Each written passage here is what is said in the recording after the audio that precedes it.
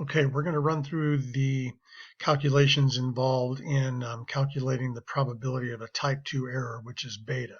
So remember that type 2 error is failing to reject the null hypothesis when the null hypothesis is false.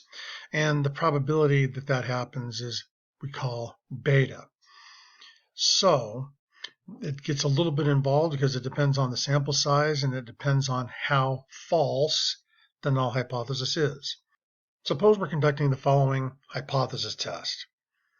Null hypothesis is P is 0.2, alternative P is greater than 0.2, and we're doing this at an alpha level of 0.01. Suppose that P is actually 0.21, and we have a sample size of 64. What is the probability of making a type 2 error? The first step is to determine what value of Z would cause us to reject H naught. You can find the value of Z, which is 2.326, by using inverse norm on your calculator of 0.99. And this picture here will kind of illustrate why we would do 0.99. So the upper tail area of 0.01 means this area is 0.99. Or you could go to the bottom row of our t-table and be in the column for a tail area of 0.01.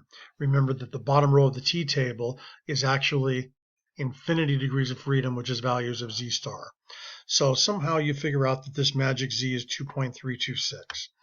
Then the next step is to determine what value of P hat corresponds to that Z score.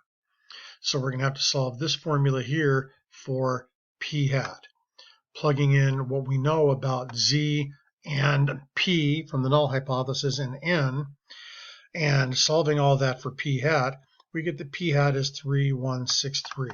So if we have a P hat greater than 0.3163, we will reject H naught. Therefore, if P hat is less than 3163, we will fail to reject H naught, and that would be a type 2 error. The probability that we fail to reject H naught, even though H naught is false. In other words, P is actually 0.21 instead of 0.20. Third step is to determine the probability of having a P hat less than 3163 if P is actually 0.21.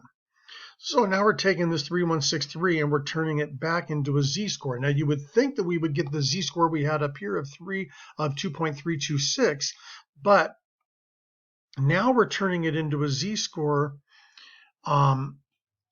using 0.21 for P, because now we're figuring out what's the probability of getting this P hat if P is actually this. So now in this calculation, the P is 0.21. So that gives us this Z-score. So the probability of a P hat less than 0.3163 is the probability of a Z less than 2.088, which if we don't round that Z-score off is 9816. If we round it off a little bit, we get 9817. So even though our null hypothesis is wrong, because P is actually 0.21, there's a 0.98 probability that we fail to reject H naught. That is, we make a type 2 error. So beta is 9816. And we have a homework problem over here that looks just like this, and there's the 9816 for the value of beta. This problem does not ask us to talk about power, but remember that power is the complement of beta. So if we wanted to know the power of the test against the alternative P equals 0.21, the power of the test would be 0.018, meaning even though H naught is false, because P is actually 0.21, we'll reject the null hypothesis only about 2% of the time. So then this problem goes on and wants us to find beta also for a value of n equals 900. So repeating all of those steps for an n equals 900, what value of Z will cause us to reject the null hypothesis at alpha 0.01? That's still a Z of 2.326. What value of P hat corresponds to that? Well, now we're solving this for P hat again, except the difference is our sample size is 900. So that will lead us to a P hat of 2310. And then the question is, what's the probability of getting a P hat like this if P is actually 0.21. So notice 0.21 going into this equation. So this is the same formula we used earlier, except now this is 900. So that's a z-score of about 1.55. So the probability of a p hat less than 0.231 is the probability of a z less than 1.55. So we're getting 9390 or 9394, kind of depends on how you round that z-score. And if we bounce back over here to the homework problem, their answer is 9392. So hopefully either one of my answers of 9390 or 9394 would be accepted. So beta is 9390. And if we're asked for power, that would be 1 minus 9390, which is 0.610. Let's up the ante again. Now we have a sample size of 14,400. I don't know if you noticed, but they're giving us values of n that are easy to take the square root of. So what value of z will cause us to reject the null hypothesis? Again, that's 2.326. What value of p hat corresponds to that? The only thing that's changing now is our sample size is this. So the p hat that would cause us to reject the null hypothesis is 0.2077. What's the probability of a p hat like this if p is actually 0.21? Well, you turn this p hat back into a z-score and you get negative 0.66, and the probability of a p hat less than 207 is a probability of a z-score less than negative 0.66, which is 2546. So beta is 2546.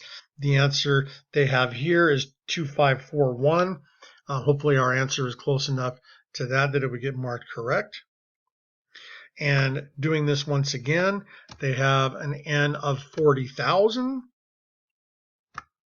So what value of z would cause us to reject? That's still 2.326. What value of p hat corresponds to that z? That's a p hat of 20465. And what is the probability of a p hat less than this if p is actually 0.21? Same calculation we did before, but now 40,000 in place of n. That gives us a z-score of negative 2.63. So the probability of a p hat less than 20465 is the probability of a z less than negative 2.63, which is 0.0043. And that's exactly the same answer we have over here. So here's another example with a two-tailed test.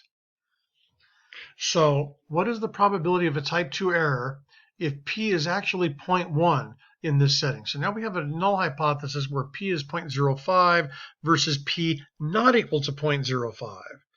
Alpha 0.01, sample size 500. So what value of z will cause us to reject the null hypothesis of 0.01? Because this is a two-tailed test, we need half of that 0.01 in each tail, which will give us a z of 2.576. So what value of p hat corresponds to that? Do the same thing we did earlier, and we get a p hat of 0.751. But here's the little wrinkle. Because this is a two-tailed test, if we got a z of 2.576 or a z of negative 2.576, either one of those would cause us to reject. So we got to turn a z of negative 2.576 into a p hat, and that gives us a p hat of about 0.02. And for us to fail to reject the null hypothesis, our p hat would have to be in between those two values. If our p hat is in between those two values, then we will fail to reject H naught. So,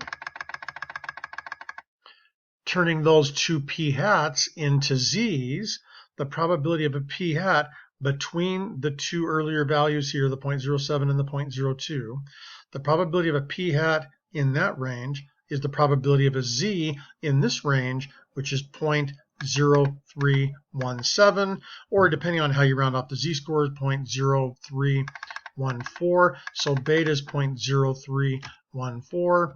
And let me show you where this came from. This came from this problem here.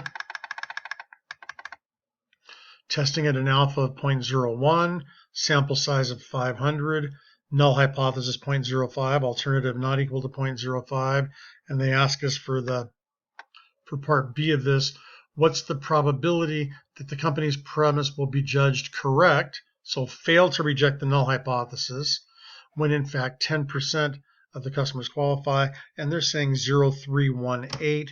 I got 0.317, so we're right there in that ballpark.